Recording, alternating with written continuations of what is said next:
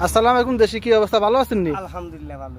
নতুন যারা সৌদি আরব আইতে চায় হেতা উদ্দেশ্যে কিছু কোন। হ্যাঁ ঘরে আমি অনুরোধ করি হেরা কাজ না শিখা ট্রিটমেন্ট না নিয়ে জানি হেরা এই দেশে আসে না। যে কোনো একটা কাজ শিখে যে আইতে। কোনো একটা কাজ শিখা ওগরে আইতে হবে।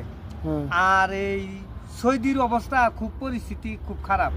আচ্ছা। লেবারাই আমাগর বাংলাদেশি আর বাংলাদেশের দালালরা হ্যাঁ। এরা করে কি, এরা মানে ঠেইলা খালি পাঠায় দেয়, গেলেই মানে সৌদি গেলেই টেহা আচ্ছা, বুঝেন নাই।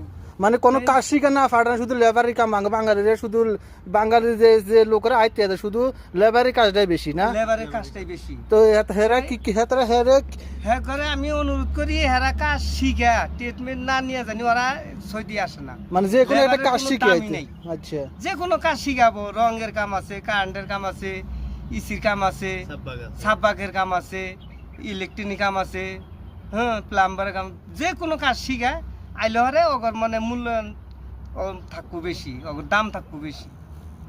লেবারের কোনো হ্যাঁ দামই ভাই, নেই। আপনারা যে কোনো একটা কাজ শিখে আইয়েন, দেশের মাঝে এখনো পর্যাপ্ত পরিমাণ কাজের চাহিদা আছে দক্ষ কর্মীর।